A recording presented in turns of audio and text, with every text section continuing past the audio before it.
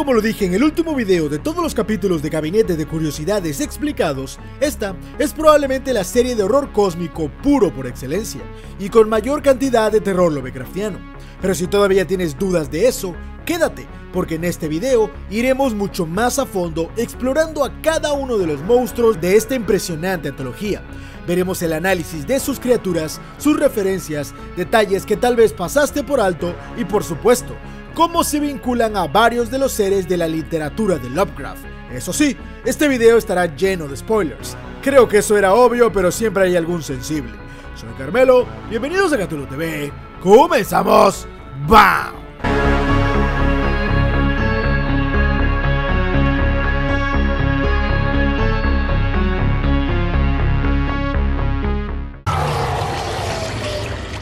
Holy Mother of God.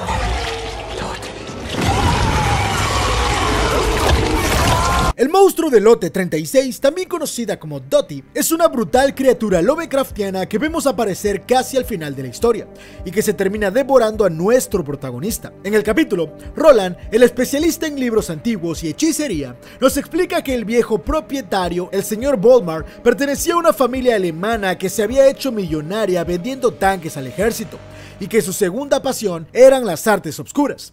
De esta forma, sabemos que el viejo Volmar, cuando llegó a Norteamérica, secuestró y utilizó el cuerpo de su hermana menor Dottie para invocar hacia nuestro plano a esta horrible criatura, la cual alimentaba y mantenía encerrada en la sección secreta del lote 36, todo con el poder y el conocimiento que le entregaban los 4 grimorios. El ritual era bastante complejo, pero el viejo Volmar se le había ingeniado para mantener a la criatura en nuestro plano, invocándola a través del rostro del cadáver de su hermana, pero sellándola en un circo de protección que la anclaba a la tierra. De esta forma, el trato jamás se había concluido, y la criatura quedaba aprisionada en esta posición. Pero exactamente, ¿qué era esa cosa? ¿Y para qué la necesitaba el viejo?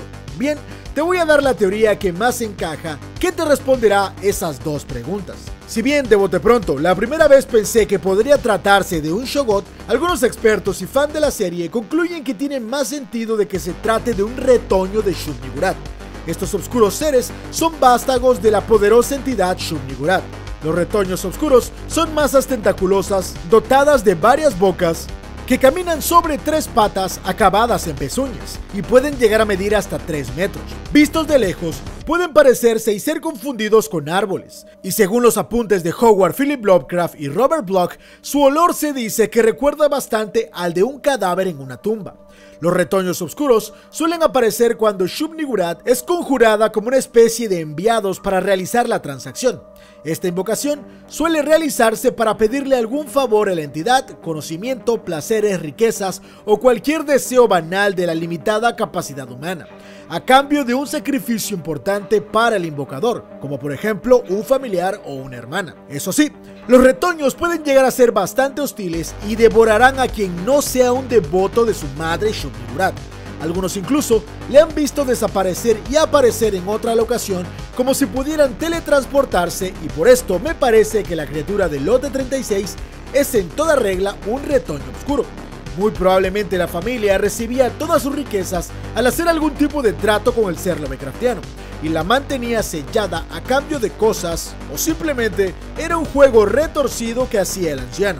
Eso también explica su apariencia estética muy parecida a la criatura, y también nos dice que cómo era posible que Nick, por más que conocía los confusos pasillos de la bodega, la criatura siempre parecía estar delante de él. Para mí, Dottie encaja perfectamente en la teoría de un retoño oscuro.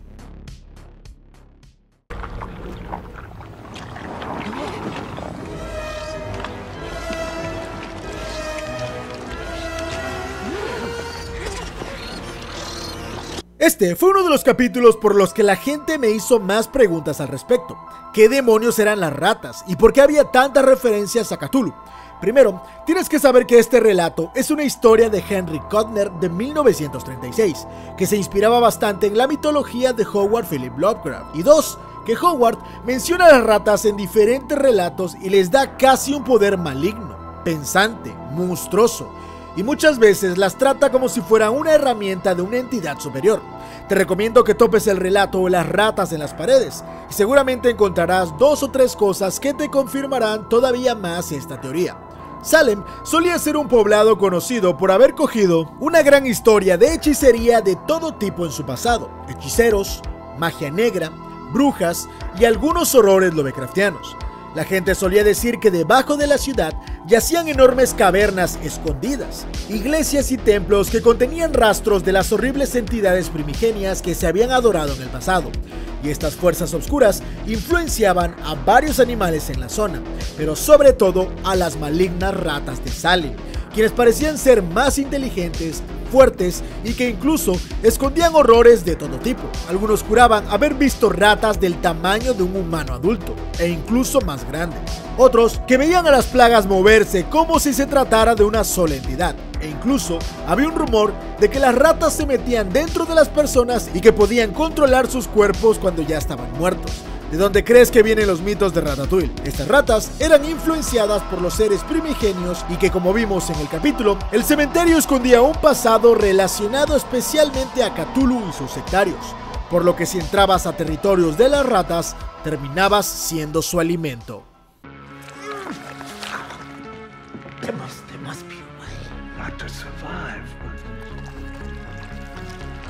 La criatura de la autopsia fue uno de los seres más emocionantes que vimos en la antología.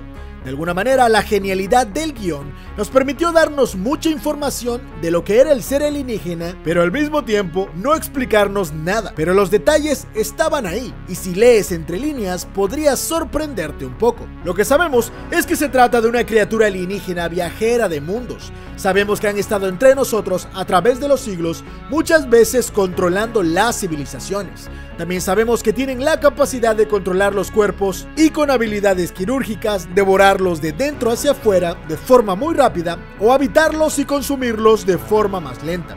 También sabemos que son criaturas totalmente pensantes, pueden dialogar, usar nuestra tecnología, poseer nuestros conocimientos, pero lo que más me sorprendió y me dio la clave es que tienen poderes psíquicos con los que pueden manipular a otras personas con diferentes fines. Todas estas pistas parecen no decir nada concluyente, pero piénsalo bien, encajan perfectamente con la gran raza de Jit. A los Jitianos los hemos mencionado en diferentes ocasiones en este canal. Ellos eran una gran raza sumamente inteligente que poseyó tecnologías muy parecidas a las humanas, pero más avanzadas.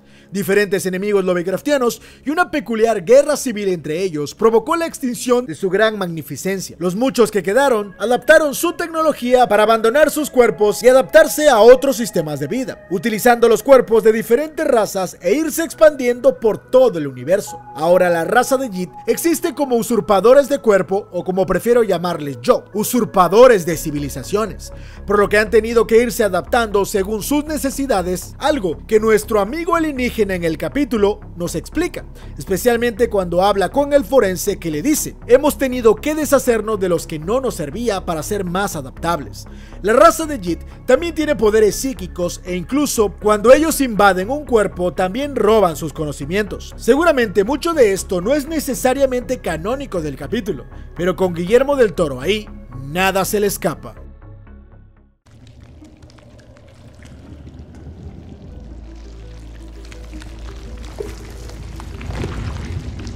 No todos los capítulos están llenos de horror cósmico o seres lovecraftianos, sin embargo tenían teorías y detalles bastante tétricos e interesantes. En este capítulo vemos cómo Stacy empieza a obsesionarse con la crema e incluso llega a hablarle a través de la televisión para alcanzar su mayor sueño de ser aceptada y dejar de ser poco agraciada físicamente para convertirse en una hermosa mujer y ser la envidia de sus compañeras. Si bien he leído muchas teorías en el internet al respecto, entre más veo el capítulo, más confirmo mi teoría propia. La clave está al inicio del capítulo. Verán, Stacy era una mujer que se sentía solitaria, deprimida, que sufría internamente todo el tiempo y que cuando se quedaba sola tenía la sensación de que alguien la estaba mirando, la acechaba dentro de su casa. Esto lo vemos cuando le marca a su esposo, quien le dice que no se preocupe, que siempre hace lo mismo, mostrando rasgos psicóticos desde el principio del capítulo. Esto sumado a la depresión y a una reacción química que le provocaría la crema, esta la termina trastornando, haciéndole ver cosas que nunca pasaron. De hecho, desde aquel día que ella se pone la crema por primera vez y llega a su casa, las cosas ya no son iguales en el capítulo, ya que en ese punto, cuando la tele le empieza a hablar y ella se obsesiona con la crema, empieza a comportarse todavía más extraño. Es difícil saber qué era verdad y qué no, pero es muy probable que ella misma haya llenado la bañera de crema, se haya metido allí y haya muerto. Todo lo demás no era más que una ilusión retorcida de una mujer neurótica alucinando mientras fallecía intoxicada.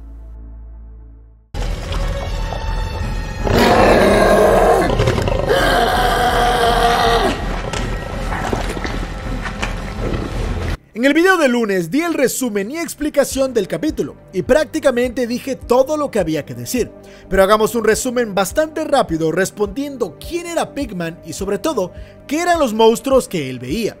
Tal y como lo describe Lovecraft en su relato de 1927, Richard Upton Pigman era un pintor cuyos cuadros se basaban en una terrorífica temática plagada de monstruos realizando actos terribles. Pero lo más impresionante era el realismo que las obras transmitían de alguna forma. Hay que decir que no todos sabían apreciar el trabajo de Pigman, ya que a muchos les parecía repugnante.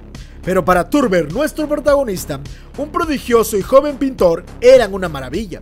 Thurber tenía un talento nato para vincularse con las pinturas. Ese mismo talento, al ver el trabajo de Pigman, le perturbó como pocos, porque él sí podía sentir la oscuridad en ellos. Pigman tenía un don. Él podía ver, hablar y convivir con fuerzas oscuras. De hecho, él convivía con los monstruos debido a un don que su familia le había heredado, ya que su tatarabuela había sido acusada de bruja. En el capítulo se menciona que su abuela había sido la bruja Lavinia. Para la gente que está familiarizada con el horror de Dunwich, seguramente muchas cosas vienen a su cabeza. De esta forma sabemos que la relación oscura de Pigman y los otros planos eran algo normal. De hecho, sus modelos eran monstruos reales, de ahí el nombre. En el caso de la criatura que vemos al final, se trata de un ghoul, una entidad creada por Lovecraft que curiosamente en un cuadro que él había pintado, vemos a estos seres enseñándole a un niño a comer carne humana. Muy posiblemente se trataba de un recuerdo de Pigman y él era el mismo niño conviviendo con los ghouls. Otro detalle importante que nos otorga el final tan aterrador es que al parecer los cuadros de Pigman podían llegar a influenciar tanto a la gente que eran llevados a la locura, tal y como lo vimos con su esposa, quien enloqueció y asesinó a su propio hijo. Como un detalle muy interesante es que los cuadros fueron pintados por el artista Vincent Pross y son los cuadros que vemos de Pigman en su galería y para mí la verdad es un trabajo exquisito.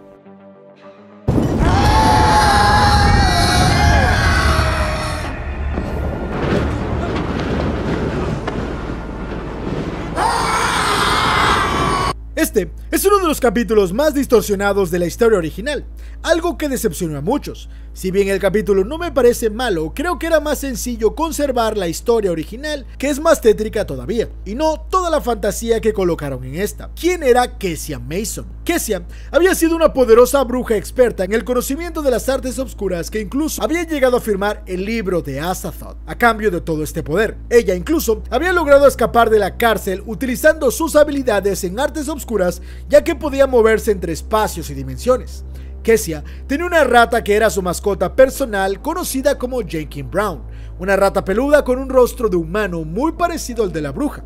En el relato original, Gilman la enfrenta debido a una serie de sueños que él tiene sobre ella, y confundido entre sueños y realidad, finalmente logra, entre comillas, vencer a la bruja. En este capítulo, en la versión de Netflix, se dan varios agregados un poco diferentes con el asunto de los gemelos y que ahora la bruja necesita matar a Gilman para quedarse en nuestro plano. Si bien pareciera un detalle menor, sí modifica la estructura general de las motivaciones del personaje. Incluso, el mismo Gilman era relativamente escéptico y aquí es todo lo contrario, forma parte de la comunidad de espiritismo.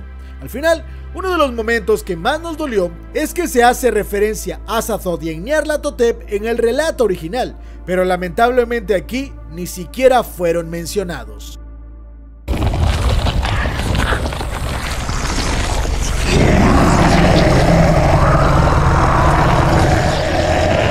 ¿Qué es la criatura de The Viewing? Este relato psicodélico de Panos Cosmatos nos presenta una horrible criatura que sale de un meteorito, uno que poseía el millonario Lassiter. Este es otro de los capítulos que nos da muy poca información de qué podría tratarse lo que enfrentan, pero hay varias referencias y elementos que te pueden recordar bastante a cierta literatura de horror cósmico. En la historia, vemos que todos rodean el meteorito y lo ven directamente tratando de identificar de qué criatura u objeto se podría tratar. Al principio no sucede nada relevante, solo se nos es revelado que ya le han hecho todo tipo de pruebas científicas, pero que ninguna ha arrojado algo concluyente. Estamos ante un objeto de una materia desconocida que no corresponde a nada en la tabla periódica. En ese momento, vemos al meteorito reaccionar cuando uno de ellos le sopla el humo del cigarrillo y lo absorbe completamente. Aquí es cuando el ser que estaba encerrado despierta, poniendo en trance a todos los invitados. No hay un patrón exacto de por qué los mata o por qué los deja vivos. Lo que sabemos es que acaba primero con el escritor, el psíquico y con la doctora Sahara cuando ella toca la pieza. Posteriormente, se rompe el meteorito y un extraño líquido es liberado y empieza a absorber al millonario Lassiter, consumiéndolo todo como una especie de masa amorfa gelatinosa muy parecida a The Blob. Pero yo diría que se parece mucho más al color que cayó del cielo. La similitud entre estas extrañas sustancias que vino en el meteorito recuerda bastante al relato de Lovecraft, una sustancia que podía modificar la genética de cualquier forma de vida que le rodea. Aunque también hay que mencionar que este ser tiene otras habilidades como afectar la energía de los alrededores para utilizarla como arma, algo nunca antes visto en la literatura de Lovecraft. Sin duda, este es un monstruo único y bastante original, y que nos deja muchas dudas, pero también fue sinónimo de horror cósmico. What have you done? What have you done? What have you done? Este capítulo es uno muy alejado del terror lovecraftiano. Sin embargo, nos cuenta una historia de fantasmas y pérdidas personales muy interesantes, cuando Edgar y Nancy han perdido a su hija Ava y están pasando por un duelo muy fuerte.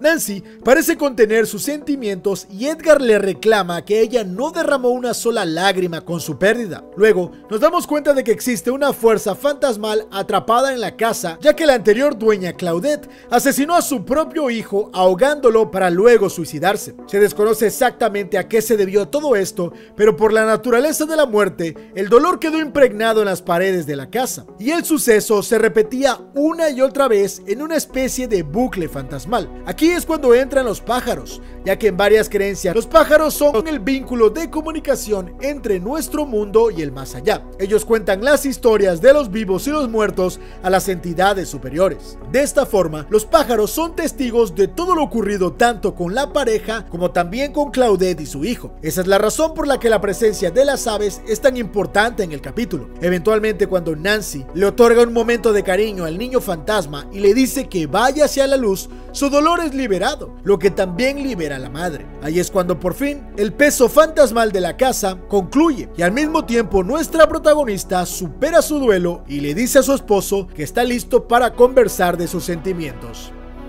Con esto terminamos nuestro listado de cada uno de los monstruos explicado de Gabinetes de Curiosidades de Guillermo del Toro.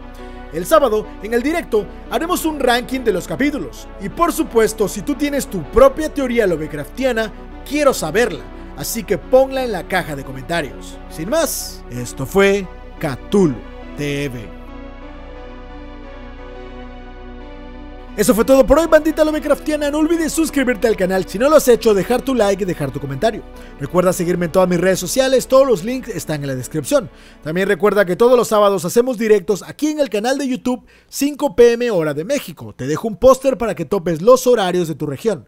Como siempre, quiero agradecer a los miembros del canal que gracias a sus aportaciones económicas mantienen con vida todo el proyecto de Cthulhu TV y me permiten subir videos de forma periódica. Gracias de verdad. Todos ustedes han permitido el gran crecimiento de este proyecto. Para toda la gente que quiera apoyar el canal pero no lo puede hacer de forma económica, no se preocupen. No olvides suscribirte y compartir el video en tus redes sociales o en cualquier grupo de cine o temática lovecraftiana. Sin más, soy Carmelo. Hasta el siguiente video. ¡Bam!